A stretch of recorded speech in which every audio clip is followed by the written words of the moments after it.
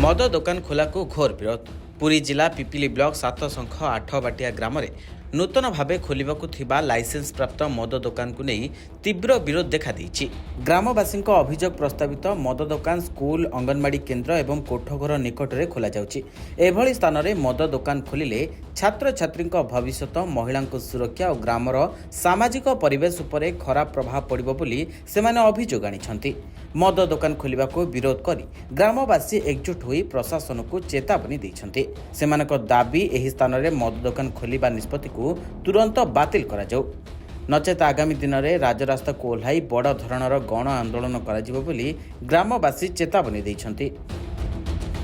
मद दोकान जो जगार बर्तमान से तैयारी करने मद दोकान गोटे ग्रामर मझीरे हो जहाँकि ग्रामवासी समस्ते विरोध करने सत्वे भी मद दोकान कर अबकारी महिला मैंने जाते अबकारी सुपरिटेडेंट को देले।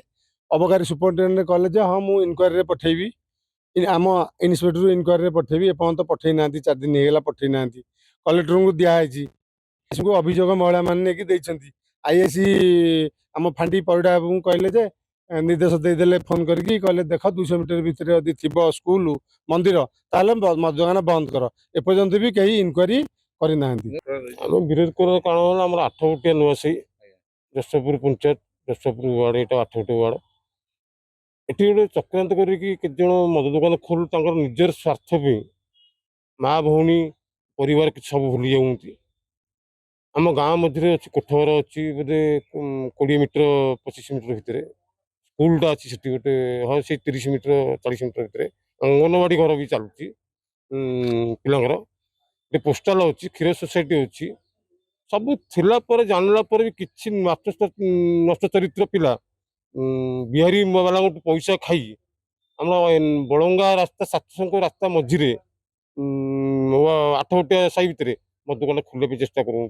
आम घोर विरोध करुँ। माँ पिला भाई भौणी चली पारे कि गोटे मंदिर को जाऊँ कोठघर को आउ जापर आम पिला भी सही बाट देकी जी अंगनवाड़ी घर को स्कूल को आ पिला जापर माँ मैंने कि भौणी मैंने कि छाड़ी जाऊँ आ कौन जापर। राधा साहाणी आमर कि क्षति हम बहुत क्षति हम कहीं आमर से मद स्कूल अच्छी कोठघर अच्छी आम भी सेपटे सब जावासा कर कोठ द्वार आम भी भोजी भात भल मत आम निजे झील बहु जा नहीं आसुचु आगे मद काउंट खोला आम केमी जापर रात 10टा 11टा रात आम भोजी भात आम जापर पिला भी आम स्कूल जाऊँ आम छाड़िया आम भाई भाउज मैंने कि माँ मैंने जाऊँ छाड़क आम भी सेमती जापर कारण से बाट ही मद काउंटर आठ से सब एमती आम चाहूँ बंद करने कहीं कौटी निशा आम तो समस्त कलेक्टर ऑफिस की जाइए दरखास्त दे जन कहले आम बुझे आप जाते आम इनक्वारी कर कहीं एपर्त तो कहीं भी आसलेनी तेणुक जदि सरकार न मानिबे आम राजरास्ता ओल्लैक आम आंदोलन करूँ। सरकार निशा निवारण सप्ताह सचेतनता पालन करुछंती। सारा भारत वर्षर प्रधानमंत्री कहउछंती युवपीढ़ी अमृत पीढ़ी से माने पथभ्रष्ट होउछंती मद पीगिरी एवं राज्य सरकार मध्य निशा निवारण सप्ताह पालन करुछंती एवं निशा निवारण पाई गोटे बजेट प्रस्तुत करिछंती। प्रसार प्रचार मध्य करा जाउची सरकार तरफ ये सरकार केवल प्रचार प्रसार रे सीमित।